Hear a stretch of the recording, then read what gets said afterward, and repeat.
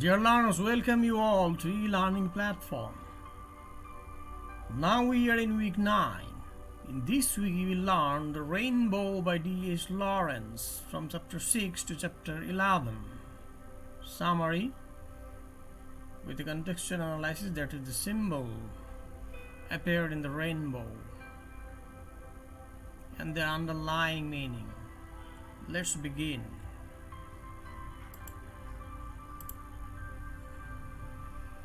Week 9 lesson breakdown. Lesson 1, Chapter 6 summary. Lesson 2, Chapter 7 summary. Lesson 3, Chapter 8. Lesson 4, Chapter 9. Lesson 5, Chapter 10. Lesson 6, Chapter 11 summary. And in Lesson 7 you will learn the underlying meaning of the symbols appeared in the rainbow. Let's begin.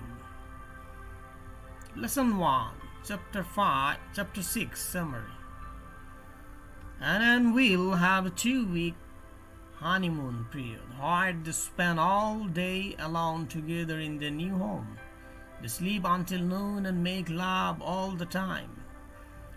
Will enjoys the disconnection from the real world and is angered when Anna wants to begin their social life again.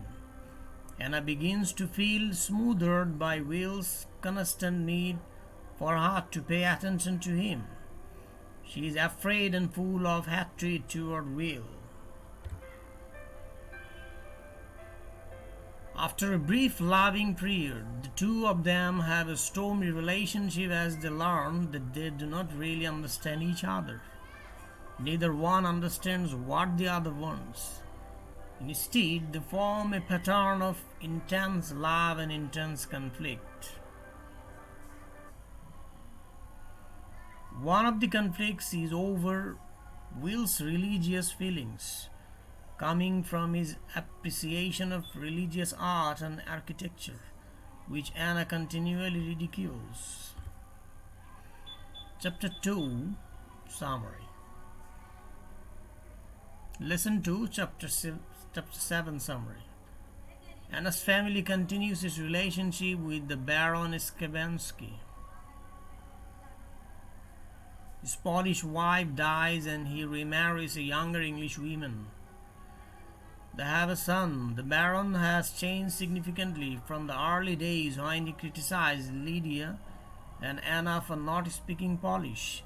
He and his new wife have embraced English life.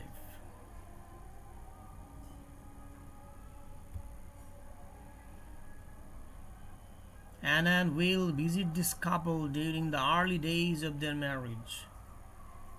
The visit makes Anna long for a different life than the one she shares with her husband.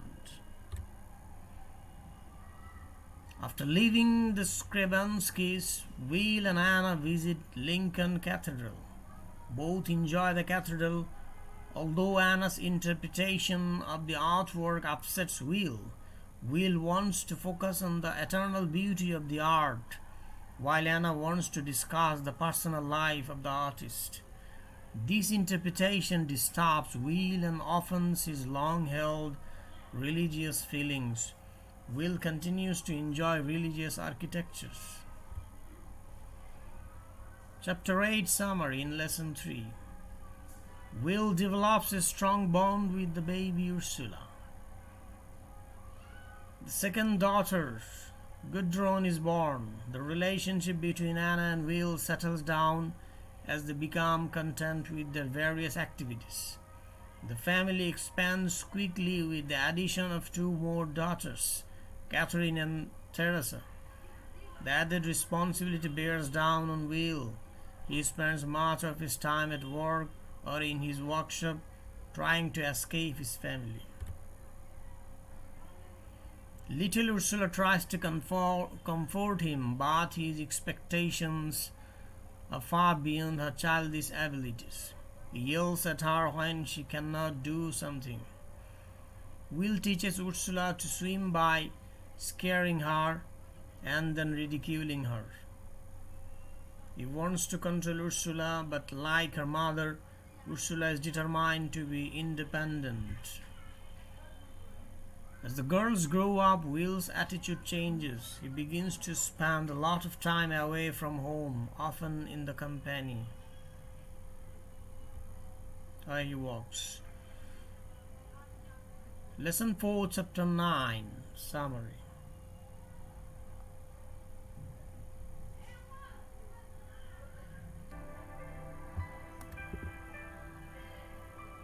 Back at Marsh Farm, Anna's younger brothers have grown up. Tom Jr. is an intelligent young man and is attached to a respected engineer.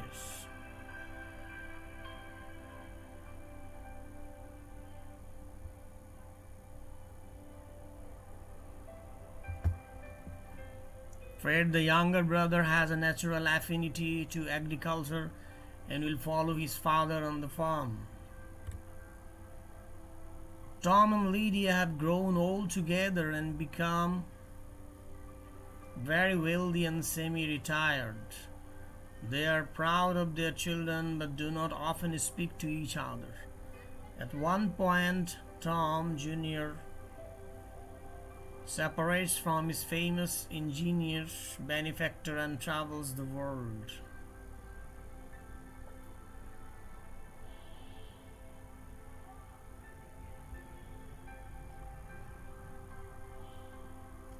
Tom continues to drink heavily in town in order to forget his disappointment at how his life has turned out. After a night of drinking in town, Tom accidentally drowns on his way home. Lydia has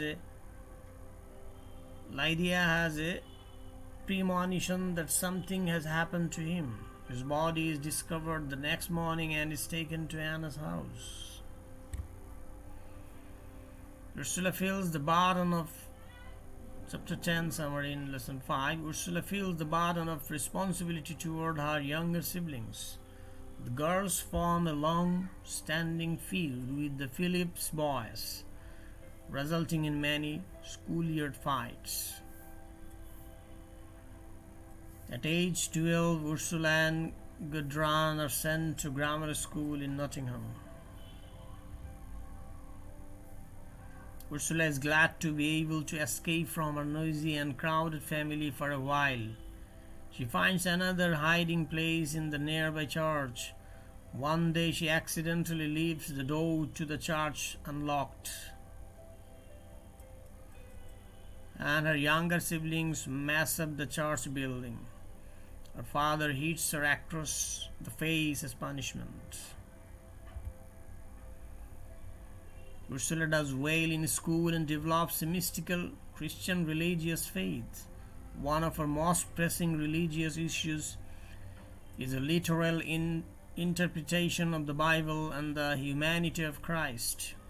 She wants to be a good Christian, but she does not like the doctrine that Christians should give up all the individual freedom and restrict themselves in religious norms and values. In Lesson 6, Chapter 11 summary. Ursula sinks into a spiritual depression as she tries to figure out how to reconcile Christ's teachings with everyday life. During her adolescent awkwardness, she meets Anton, the son of the Skrebenskys, who is on leave from the Army's engineering corps. Ursula falls in love with him because he is independent and knows his own mind. One day the two go to a carnival together and have an exciting time. They stop by a church on the way home. Ursula and Skrebensky have a conversation about relationships. Later that evening they kiss for the first time. Their relationship continues during his many visits to her home. His leave-ins, and he goes away unsatisfied with their physical relationship. Lesson 7, Symbols in the Rainbow. The summary of the other chapters in the book of the rainbow will be discussed in the next week, week 10. So with this lesson, 7 symbols in the rainbow, I will finish this lesson of week 9. The first symbol is the rainbow, the title of the book.